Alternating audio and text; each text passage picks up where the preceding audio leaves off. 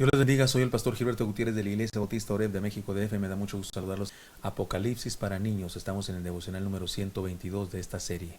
El juicio divino, una razón para cantar. Así le hemos llamado a la enseñanza desde hace un devocional anterior. Apocalipsis capítulo 18. El pasaje nos habla de un canto de victoria y de una experiencia de alegría del pueblo de Dios en torno a la derrota del poder que contaminaba el mundo, la Gran Babilonia, que ya hemos dicho que los primeros cristianos se identificaban perfectamente con el Imperio Romano y particularmente con la ciudad de Roma. Debemos entender que el canto y la alegría no son precisamente motivados por la venganza, sino por la bendición de ver a Dios cumpliendo sus planes y sus propósitos. Como hicimos en el pasaje anterior, y en los estudios anteriores, incluso devocionales anteriores, analicemos algunos versículos y después de un grupo de ellos reconozcamos algunas enseñanzas. He aquí la enseñanza de ayer. Dijimos, cantemos por la seguridad de que Dios no olvida sus juicios ni sus promesas. Esto fue una palabra de aliento seguramente para el pueblo judío de aquella época que se había convertido al cristianismo, por supuesto, para el pueblo cristiano, que la mayoría eran judíos, sí, o muchos eran judíos, pero para el pueblo cristiano. La nueva fe que había recién nacido. Leamos los versículos de este día que nos corresponde en esta ocasión y encontraremos una enseñanza más. Dice así el versículo 6. Dadle a ella como ella os ha dado, y pagadle doble según sus obras. En el cáliz en que ella preparó bebida, preparadle a ella doble. Cuando ella se ha glorificado y ha vivido en deleites, tanto dale de tormento y llanto, porque dice en su corazón, yo estoy sentada como reina y no soy viuda y no veré llanto. Este es un recordatorio de la ley de la siembra y la cosecha, porque el pasaje, recuerden que hemos dicho ya que este pasaje es rudo, es un pasaje intenso. Habla de darle lo doble a esa mujer que simboliza un imperio corrupto, lleno de maldad que contamina el mundo. Y dice, denle lo doble de lo que ella le dio a todos los demás. Habla de, entonces, la ley de la siembra. Porque sí, cuando usted siembra, recibe lo doble, ¿no es cierto? Usted siembra un granito de maíz o de frijol o lo que sea, pero eso crece una planta y nacen cientos, si es que no miles de granitos de maíz. O sea, usted siempre cosecha más de lo que siembra, ¿no es verdad? Bueno, pues dice aquí, denle a ella lo doble de lo que ella dio. Versículo 8, por lo cual en un solo día vendrán sus plagas, muerte, llanto y hambre, y será quemada con fuego, porque poderoso es Dios el Señor, que la juzga. He aquí lo intempestivo de la destrucción por parte del juicio de Dios. Ya dijimos, se trata de la ley de la siembra y la cosecha. Sembró maldad y cosecha maldad, y eso será intempestivo, en ocasiones sin darse cuenta, sin haber percibido que sucedería. Versículo 9. Y los reyes de la tierra que han fornicado con ella y con ella han vivido en deleites, llorarán y harán lamentación sobre ella cuando vean el humo de su incendio, parándose lejos por el temor de su tormento, diciendo, ay de la gran ciudad Babilonia, la ciudad fuerte, porque en una hora vino tu juicio. Lamentación universal de los gobiernos asociados con la nación contaminadora del mundo. De lejos, dice, por temor justamente a la destrucción, solamente dirán, ay de ti. Y recuerde, Babilonia no existe en este momento. Esta Babilonia significa un poder humano que contamina el mundo, y no cabe duda que para los cristianos del primer siglo era Roma. Versículo 11. Y los mercaderes de la tierra llorarán y hacen lamentación sobre ella, porque ninguno compra más sus mercancías. Lamento universal de los magnates del comercio, porque se les acabó su negocio, pues. Y luego ahora leamos varios versículos, del versículo 12 hasta el versículo, leeremos hasta el 19, dice así el texto. Mercadería de oro, de plata, de piedras preciosas, de perlas, de lino fino, de púrpura, de seda, de escarlata, de toda madera olorosa, de todo objeto de madera preciosa, de cobre, de hierro y de mármol, y canela, espesas aromáticas, incienso, mirra, olíbano, vino, aceite, flor de harina, trigo, bestias, ovejas, caballos y carros y esclavos, almas de hombres. Los frutos codiciados por tu alma se apartarán de ti, y todas las cosas exquisitas y espléndidas te han faltado, y nunca más las hallarás. Los mercaderes de estas cosas que se han enriquecido a costa de ella se pararán lejos por el temor de su tormento, llorando y lamentando y diciendo, ay de la gran ciudad que que estaba vestida de lino fino, de púrpura y de escarlata, y estaba adornada de oro, de piedras preciosas y de perlas, porque en una hora han sido consumidas tantas riquezas, y todo piloto y todos los que viajan en naves y marineros y todos los que trabajan en el mar se pararon lejos y viendo el humo de su incendio dieron voces diciendo: ¿qué ciudad era semejante a esta gran ciudad? Y echaron polvo sobre sus cabezas y dieron voces, lloraron y lamentaron diciendo: ay de la gran ciudad, en la cual todos los que tenían naves en el mar se habían enriquecido de sus riquezas, pues en una hora ha sido desolada. He aquí el lamento de los capitanes de navíos por la tragedia económica universal de la caída del macro poder económico político de Roma. La verdad es que esto que se describe aquí es una descripción perfecta de la caída del Imperio Romano. O sea, no podemos imaginar otra cosa. No podemos pensar que los cristianos que leyeron esto no pensaban eso, porque eso sucedió literalmente así, me refiero. Está lleno de poesía y de metáforas, pero me refiero literalmente en el sentido de que así le aconteció a la Roma imperial que contaminaba el mundo. Versículo 20. Alégrate sobre ella, cielo, y vosotros santos apóstoles y profetas, porque Dios os ha hecho justicia en ella.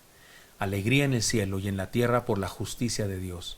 El otro lado de la moneda, es decir, la justicia de Dios. Primero, opulencia, riqueza y ahora destrucción absoluta. Porque así sucede con la raza humana. De hecho, no es el primer imperio mundial, no es el primer imperio humano que le pasa lo mismo. Ya hemos dicho en otros estudios que lo mismo pasó con otras naciones antes a Roma, ¿no es cierto? Antes que Roma, el imperio griego, y antes que el griego, el sirio, y antes que el sirio, y etcétera, etcétera. Diversos países o imperios que gobernaban al mundo y que contaminaban al mundo, sí, con riqueza y cultura, pero a la vez de con cultura, con contravalores, con perversión, con maldad. Y su misma maldad les destruyó. Bueno, eso pasó también con Roma. Y aquí en el pueblo de Dios hay alegría. Dice: alégrate sobre ella, cielo, y vosotros santos, apóstoles y profetas, porque Dios os ha hecho justicia en ella. ¿Cuál es la enseñanza aquí? Una solamente para hoy, para este momento. Cantemos por la alegría de contemplar el cumplimiento de los designios y los planes de Dios. Estos versículos 6 al 20 nos hablan de eso, de la razón de cantar, que consiste en ver a Dios cumplir sus propósitos. Horrenda cosa es caer en manos de un Dios vivo, dice la palabra. Así que, aunque parezca duro en ocasiones, debemos alegrarnos de la intervención de Dios en medio de esta sociedad que cada día se aleja más del amor de Dios, de la gracia. Es decir, cantemos cuando Dios cumple sus proyectos. Ahora, déjeme poner una serie de ejemplos que nos ayudan a ilustrar esto. Cuando el pueblo de Dios salió de Egipto, ileso, no murieron. Esa noche fue la última plaga de las plagas que sobre Egipto mandó Dios a través de Moisés. Y la plaga última fue la más terrible. Se murieron todos los primogénitos. Es decir, que en cada casa había un muerto.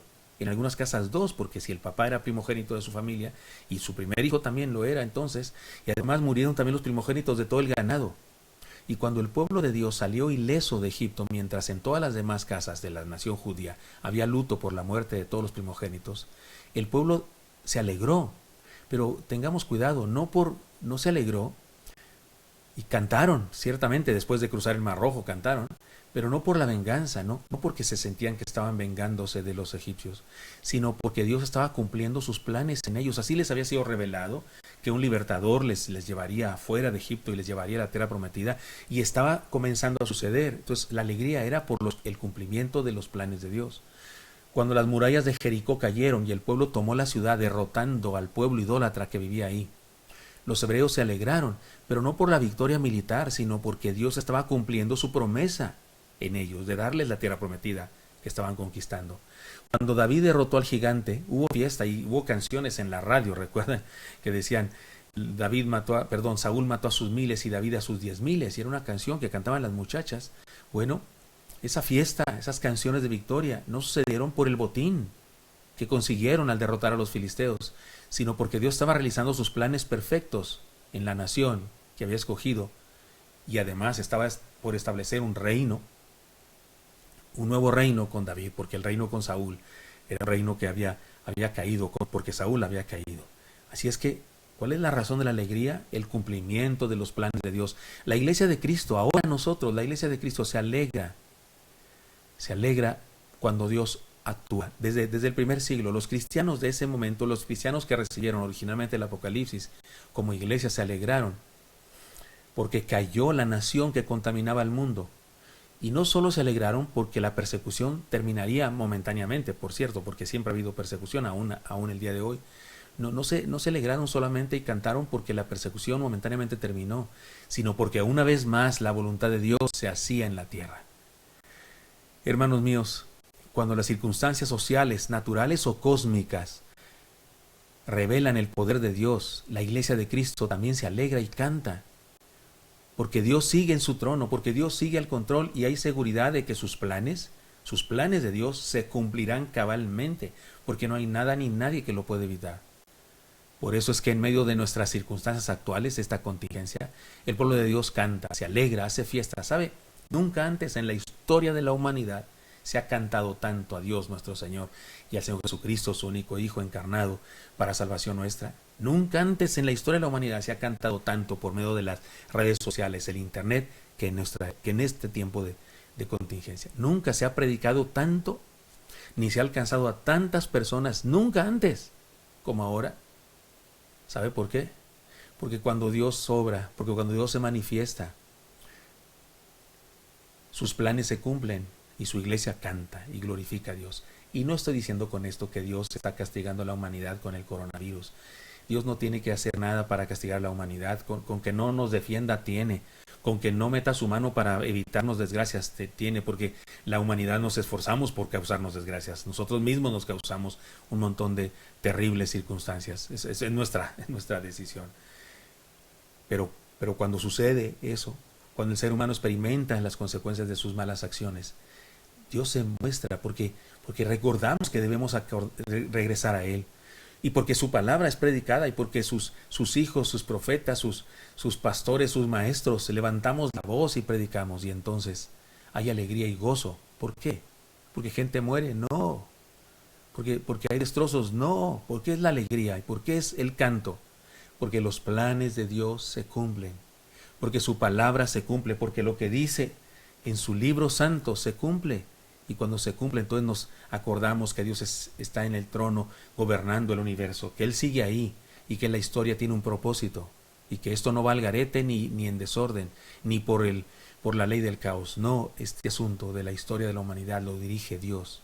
Así es que sus planes se cumplirán cabalmente y usted y yo podemos estar confiados y seguros en Él.